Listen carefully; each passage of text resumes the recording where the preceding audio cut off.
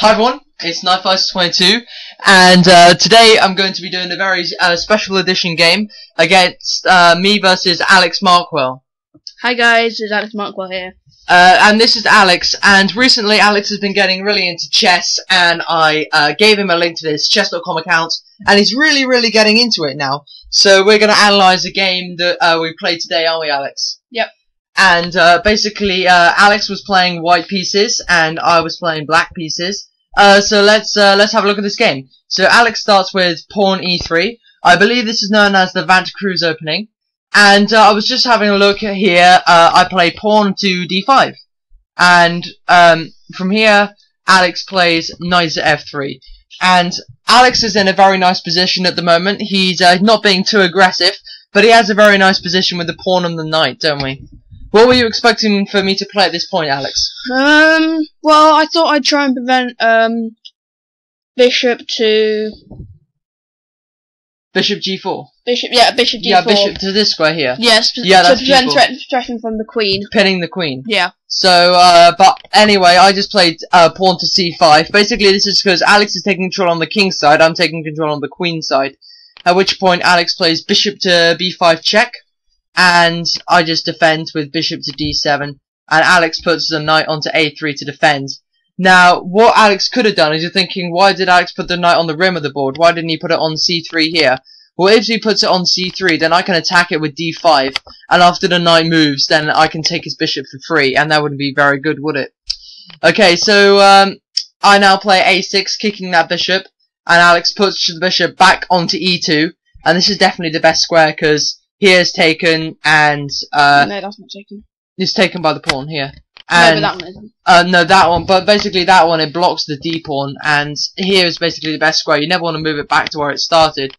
So I now play knight to f6, just basically defending my pawn and getting some development. I want to castle on the king side, as I've already mucked up my pawns on the queen side.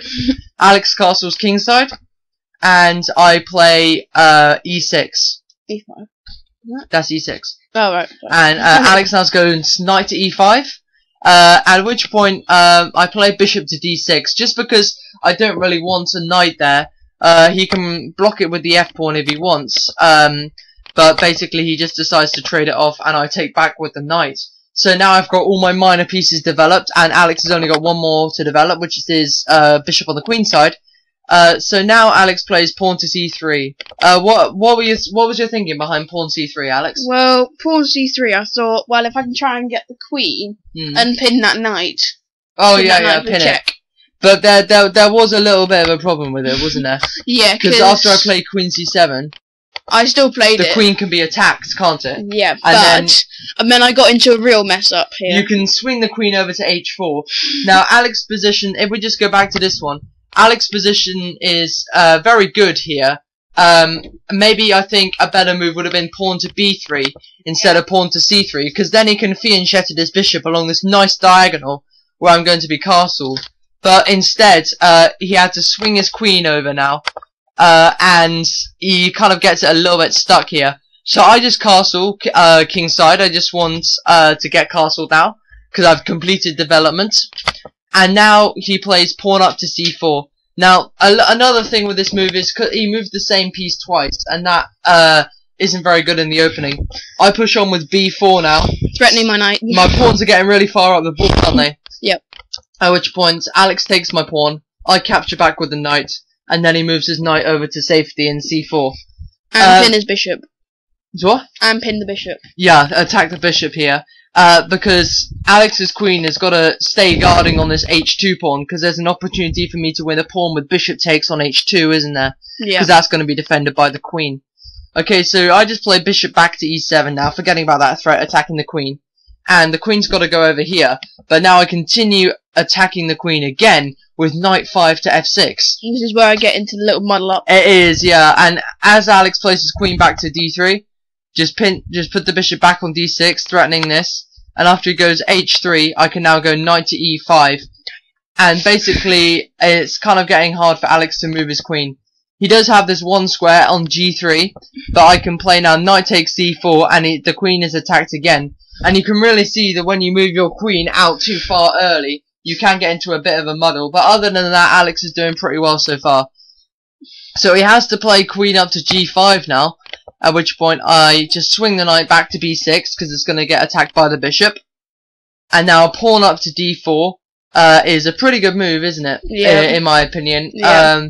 So if I was to take, yeah, you'd have to lose either your bishop or your knight. Well, I can take with the bishop. Well, no, but it mucks up the pawn structure because now this pawn on b4, I have to play a5. Yeah. In order to, and then that rook's kind of pinned there.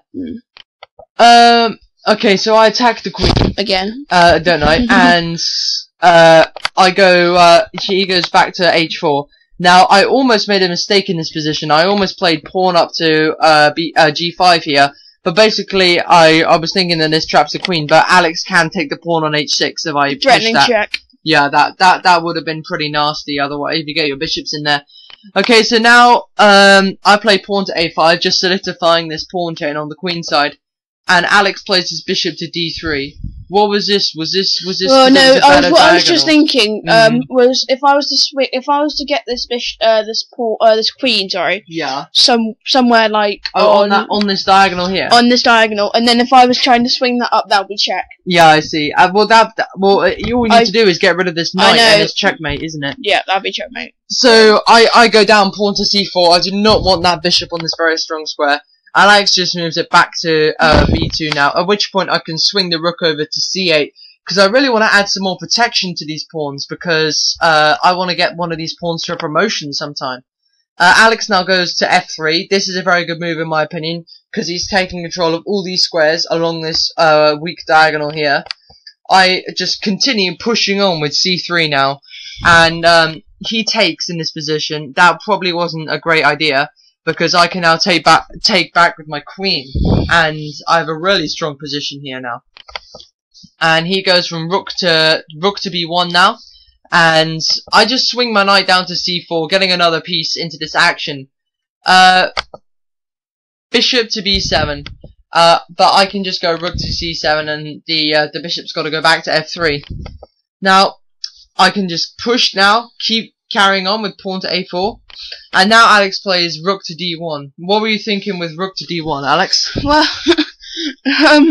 I was thinking I can either take, or if I pin I was thinking pin the queen, yeah, but then there's nothing defending that at all. Oh yeah, I see. So maybe put the bishop back on e2 and then attack the queen. Yeah, I could have done that, but I didn't. But I just carry on with b3 now, and it's just going to get a little worried, because as 99% of you know, if you get a pawn to the other end of the board, you get promoted. So now Alex goes back to e2, so he's carrying on with his plan. But I now play b takes on a2, and this is getting really worrying now. Alex goes bishop to b2, attacking queen, but I can just take this off with the knight. And, in my opinion, I think Alex probably should have played rook to e1 here, attacking the queen further. But instead, he plays rook to f1.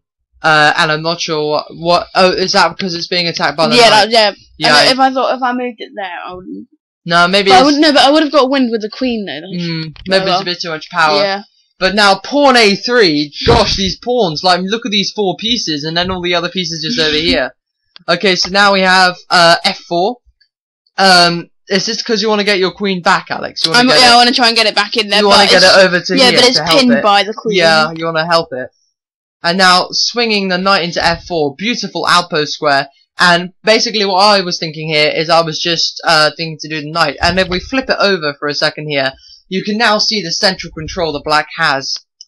So now we go rook from f to c1. Yeah, that was the idea I was saying earlier, wasn't it? Yeah. But there's a little problem now, because the queen can just come into d2, and that bishop is under attack.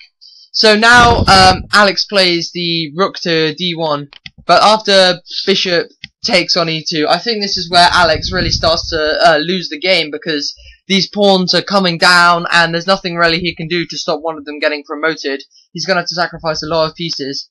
Now, he plays a very sensible move. He moves the king off to h1. Maybe h2 would have been a very strong square for the king, because if you notice here, there's nothing that can really check the king. You see what I mean, Alex? Yeah, except because of this pawn structure on the dark squares. There's not. Yeah, sorry, yeah? What were you saying? I was going to say, well, if I would have done that, then I would have been pinned because you just could have moved your queen there. No, you got the rooks here, haven't you? I know. Oh yeah, true. But I think h2 would have been better, and also I can't check you with the knight then. No. But I just captured the rook on d1 with my knight, and Alex takes, and now I take back with check. And after king h2, he gets promotion. I can promote to a queen. And finally, you move queen to h1. You just play pawn d5. There's not much you can do here because this knight is taking control of g3. And then you move pawn to h. Queen h1 is checkmate, isn't it? Yep, that's checkmate. Well, that was the game, my first game against Alex. We might be posting another game soon. He really is getting better every time I see him. Whoops, sorry for moving the picture there. And he's really trying to get into the 800s, 900s, and really get your rating up a bit. What's your favorite type of chess to play? Is it blitz, bullet, long, blitz. standard? Blitz. Like blitz, 5-minute blitz. 5-minute blitz, yep. Cool. Okay, well, thanks very much for watching, everyone. I've been KnightFighter22. Alex has been Alex. And we'll see you next time. Goodbye.